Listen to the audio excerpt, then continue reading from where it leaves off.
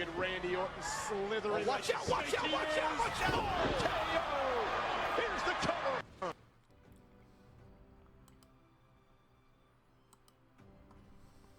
Hey, what's up guys? Back for another game here today, or games, again I should say.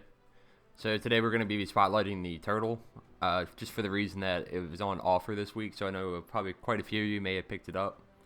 So I'm just going to go over some of the stats on it, how I like to play it, and just in general, why I like it so much.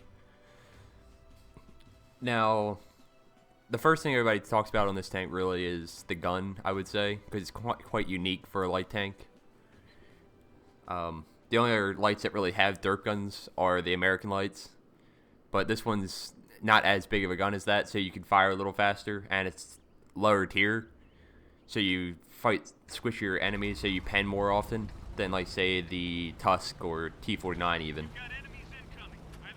So when you first look at the gun, it has like a 3.8 second aim time, accurate at like accuracy at 0.62. It doesn't look that great, and I will be the first to admit it's not. But in all reality, you shouldn't be sniping with this tank. Says the guy who in this game right here is going to do exactly that. But another reason besides just that you shouldn't be sniping this thing is the shell velocity is quite slow on it, as you can kind of see. It's only about 610 meters per second, so you really have to get a handle on it and be able to lead your shots. You got to get used to leading your shots in this thing. So, what about this map though? This is generally where I like to come in a scout now, since they removed some of the bushes for this variant. I really wish they'd bring back the regular variant of this map, but I just kind of sit on the railroad line and use my crew skills to spot them crossing. So here we're going to line up on this Oho, and boof! We're just going to do a casual 1300 damage, because we're secretly a Death Star. I kind of sat there in disbelief for a second after that happened.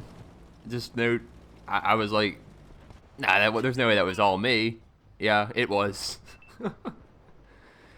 So besides that amazing, that shot, RNG being forever in our favor, we're already up to 1600 damage and 2000 assists from this spot. So we're having a really good result. This does not happen every time you use this spot. This was just like a freak accident.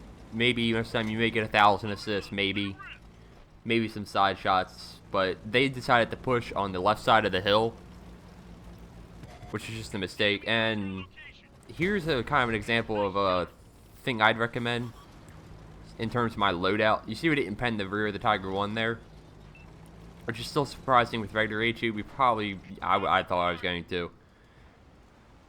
But the Prem HE only has about, I think, like 70 millimeters of pen. Let me look that real quick. Yeah, 74 millimeters of penetration on the standard HE.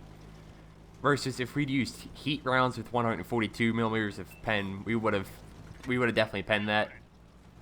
But something even I recommend is carrying a few of the Prem HE, which have 86 millimeters of pen. And while that may not seem like a big increase from the standard, it does give you enough to go through some of the German tanks specifically with their side and rear armor. So like the Tiger tanks, the Jag Tiger, stuff like that. If you load those up and you're flat on 90 degrees to their side armor or like their rear, you're generally gonna pen. You have a better chance of it than the standard HE.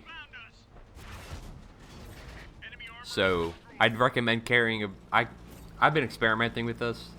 So the loadout you see on screen is like I carry 10 of them and about 6 heat. It's working so far for me, but I generally end up always forgetting to switch to the Prem HE. It's just something I do. I don't know why. I gotta start like using them more, because there I would have got at least 660 out average damage right there. And now this shot doesn't come off. I don't know. I think it went right over his tank, but regardless, we still spot him. But the way you want to use this gun and this platform on this tank is really, you want to be flanking and I guess spanking them. What I mean is, you don't want to be sniping because you can see like that. It's not going to snapshot. You really want to get the rear and flanks of tanks that are distracted. Rush in, get behind them, let the round fly off, and then run away. So, like, positioning and movement is really key to this thing. So keeping an eye on your mini-map is really important. And using their mistakes to your advantage is really key. And you'll see that several times, like that charioteer shot. Again, it was long distance, but another example is right here where I know there's an IS in the middle here who's not paying attention, and I know I can get up behind him without getting spotted. And I make sure I don't get spotted till the very last minute, because I know there's still a Scorpion G back there. And we also spot their Artie, which is kind of unexpected, but here we take out him really quick. I didn't want to fully aim, because like I said, there's a Scorpion G up on the hill. So I just wanted to make sure that didn't happen. I don't want to lose 500 of my health if I don't have to. So now that I saw the Artie where he was, I'm going to go in and try to flank him, since I know that their two heavies are on the right side to me, on like the coast side, and then the Scorpion G and their light tanker on the left. So I know their base is pretty much undefended. Now, I didn't know this at the time, but apparently the Artie had actually come down and tried to chase me. So here I was trying to be sneaky. Obviously you don't want to go in their base. You don't want to alert them that you're here. And now here I see their light comes in, and I'm like, okay, I'm going to let him pass. And you see the Artie's right there. He spots me through the bushes. I think it's that little gap right there. So I'm going to try to chase him down, but in all reality, he's probably going to run away from me. I try to put a shot on him. Sometimes it hits, sometimes it's just, yeah, it's not going to happen. Now we see the Scorpion G's coming this way. He's a bigger threat, so, and looks like their heavies are turning around, so I don't want to go that way. So I'm reloaded now. I know I can pen this guy, and he's on 200 health, so we're just going to take him out, and that's their easiest avenue of escape versus going against 3 tanks that could possibly all be aiming at us. So now we're on our 5th kill. We're already up to 3,300 damage, 3,700 assists. And at this point I'm thinking maybe I can get a Radley's, but that's not going to happen. I'll just be spoiler alert. I think I used up all my RNG in this game when I was fighting, when I basically one-shot at the Oho. Granted, shots like that, I'm not surprised that they didn't hit, but it's just a little later. Some shots just didn't come off, or, yeah. But overall, this is how you kind of want to be playing this thing. Is just, like I said, flanking, spanking, and just, yeah. And honestly, this tank may not be for everyone. Because, I mean,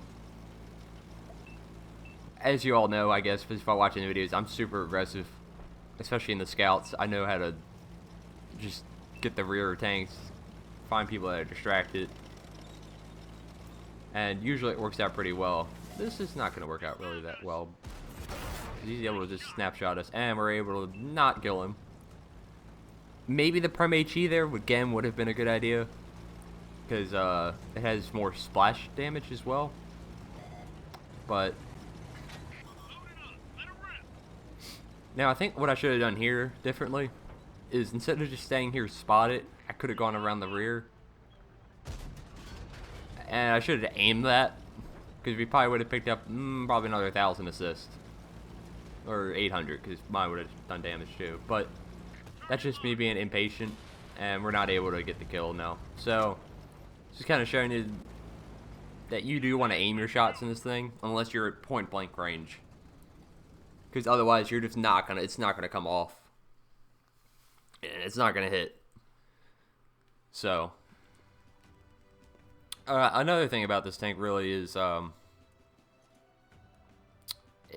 the rear mounted turret is kind of unique about it. It kind of lets you just poke the rear of your tank out, take a shot, and you can run away easily.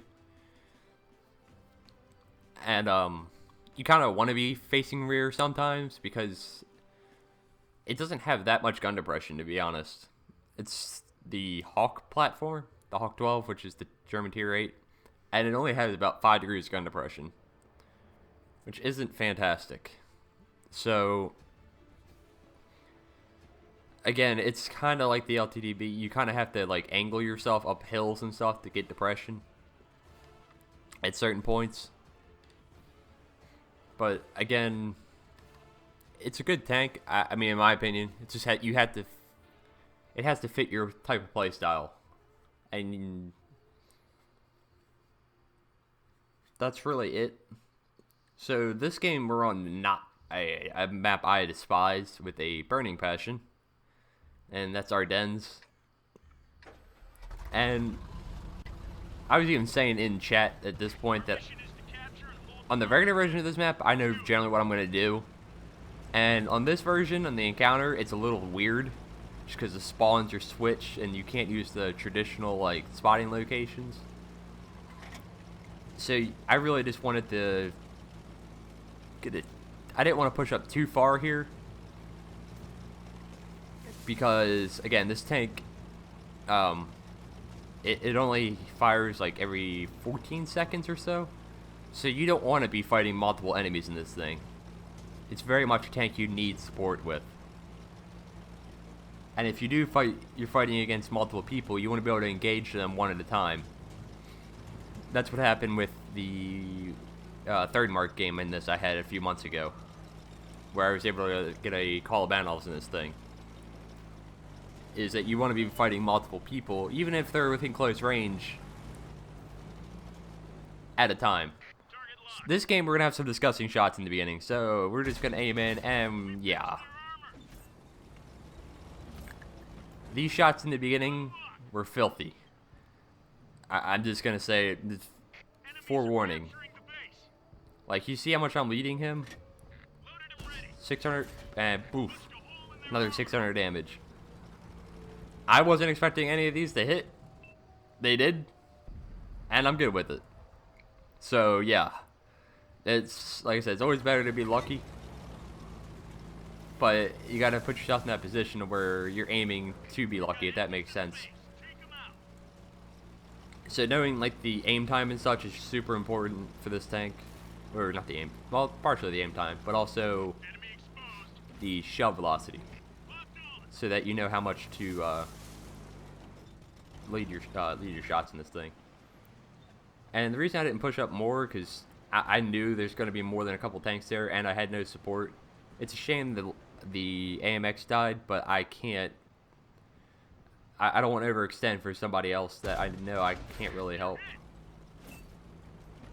I did as much as I could. I did about 1,100 damage to those two tanks, which is pretty good. He was able to still kill one, but as you see, they have an A44. We spotted a Conqueror too, but now we're just going to pen him somehow. Was not expecting that. Like I said, this thing at the lower tier, the derp gun, it pens more. There's more squishy targets that hit versus you're playing the Tusk. Everything at tier 10 is super heavily armored. And so we're gonna aim, and get him down. Now here we almost make the mistake that I was talking about. We're kind of alone right here, and we're on a reload. Well, we're gonna take this guy up. No, we're not. We're gonna miss because we didn't quite aim that good enough. But here we almost get wrecked. So as he comes over the ridge, I'm gonna keep going back over the ridge so that he doesn't get easy shots on me. Now here, that thing's turn radius is pretty good, so I was like, I'm not gonna be able to get it, and thankfully we get some of the support from the arty. That could have been bad. That's kind of what you want to avoid in this thing, is getting out on your own like that while you're on reload and you're kind of in a blind spot where you can't get view range out. Because if you get surprised like that, it's going to be a really, really bad day for you. And it nearly was there for us, and we've still lost 700 hit points in that engagement. So, like I said, you really just want to play this thing on your own terms. And here we just find a surprise M103, who is playing, by the way. So we're just going to go on our merry way. I kind of missed it. I still missed it. I can't tell if I penned him. I'll have to look in the post-game stats if I look at that. Some of the things that kill me the most are people that are playing.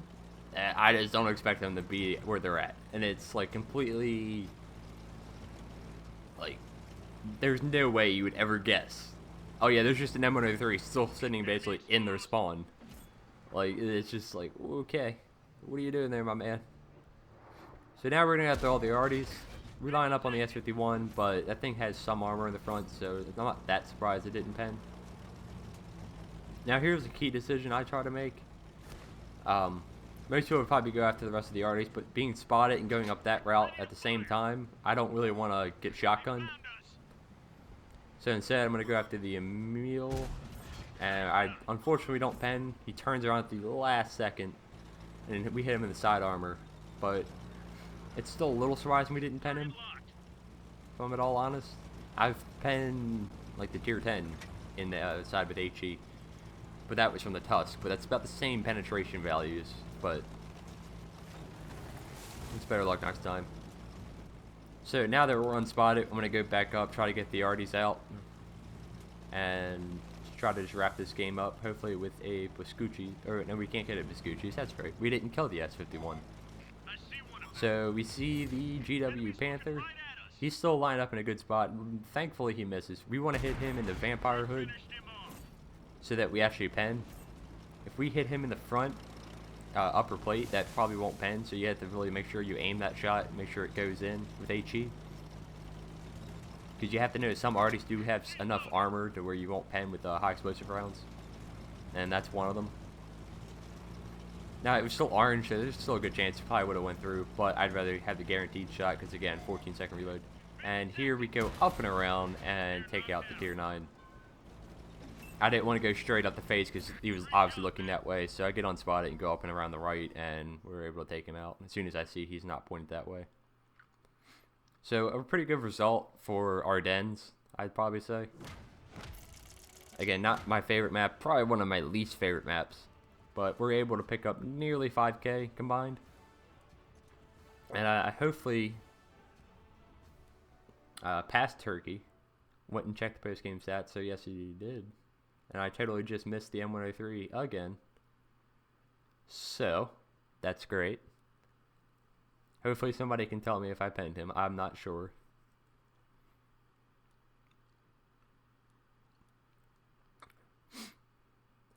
But yeah, I really enjoyed this tank. I honestly, when I first got it, I laughed at it. I was like, oh, there's no way I'm going to like this thing. I got it on loan from Wargaming. I was like, there's no way I'm going to like this thing.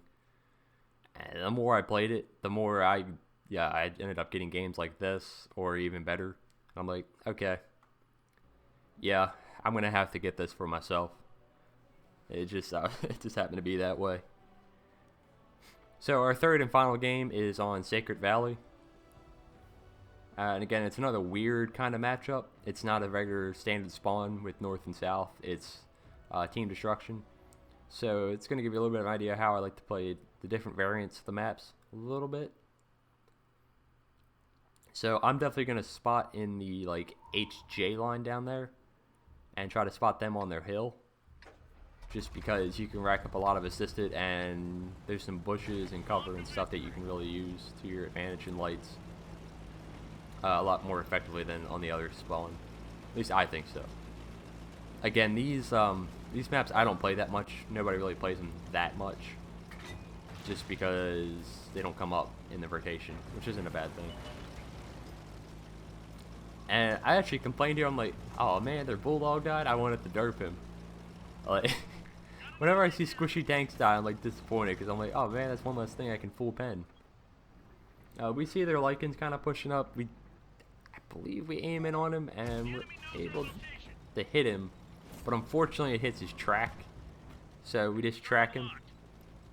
Still 200 damage, still a good shot that we even hit him, but it's kind of disappointing whenever you hit a light tank and you don't pen in this thing. And you see here we're doing the rear mounted. We're backing up rear with the turret facing the backwards. And it's again, so I can just pull forward super quick and get out of the line of fire.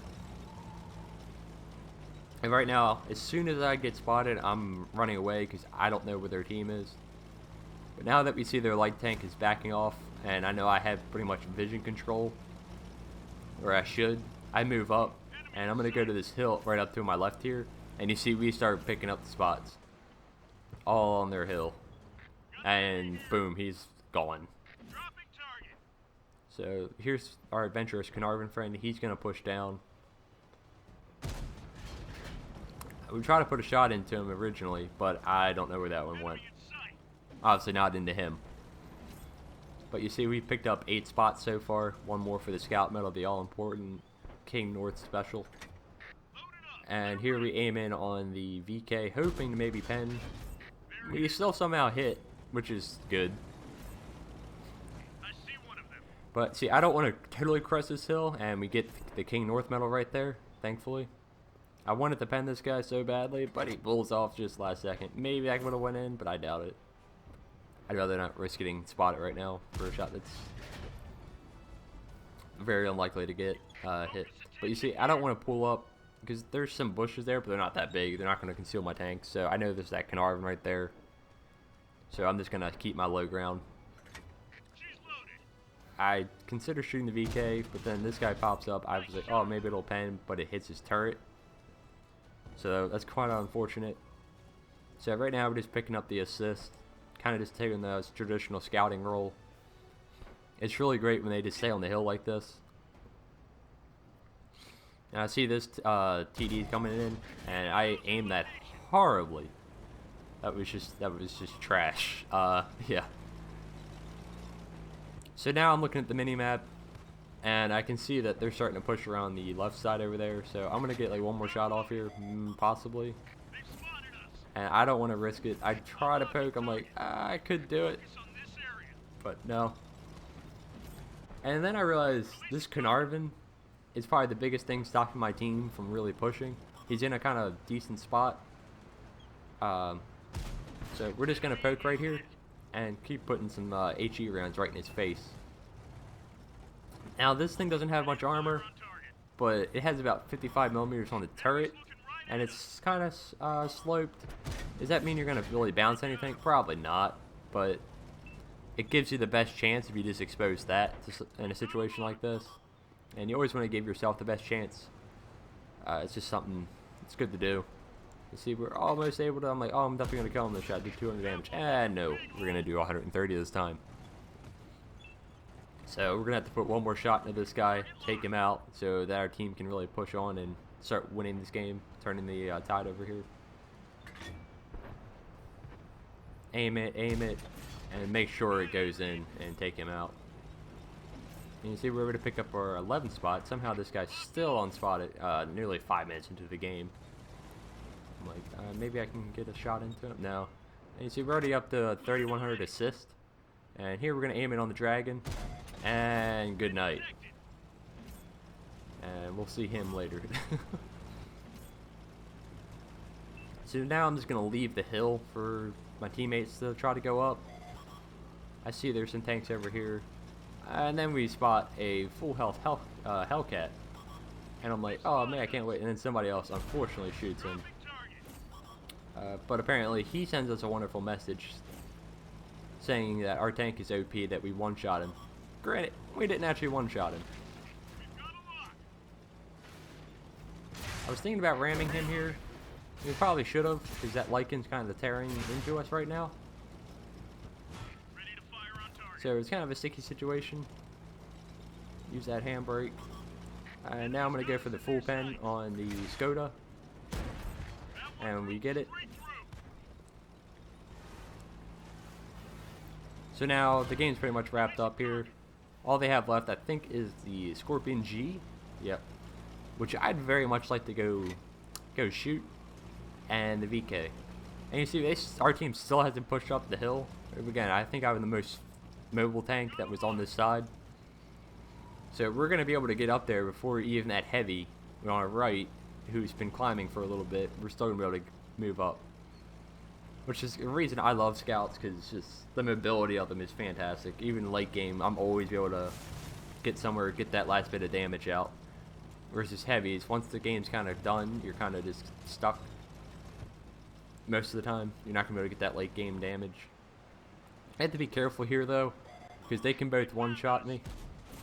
So I just snapshot that, it somehow hits him, I guess. But yeah, we're on low health, so I know that Scorpion's probably looking that way. Using my third person aiming, or situational awareness. The VK looks over this way, but nah. We're a little risky, and we're just gonna hope that he's not reloaded, and we're gonna pen him. Hey, with their 5 kills in this one, I'm like, oh, there's no way we're gonna be able to reload off. This guy's gonna die. There's tanks to his side, there's tanks in front of him, but somehow, some way, we secure the Top Gun. So we're able to pick up nearly 7K combined in this game. And there's our wonderful message from our Hellcat buddy on the other team, who I had to inform that this thing does in fact have 660 alpha on its HE, and that I didn't even shoot him. I didn't even one-shot him. And we're able to pick up all the nice little scout ribbons that game, with the patrol duty and the scout medal. Again, I love this tank's probably my second favorite tier 8 tank behind the LTTB. It's just a lot of really fun and unique tank to play, in my opinion, for me personally. But I hope you all enjoyed this, and until next time, I'll see you later.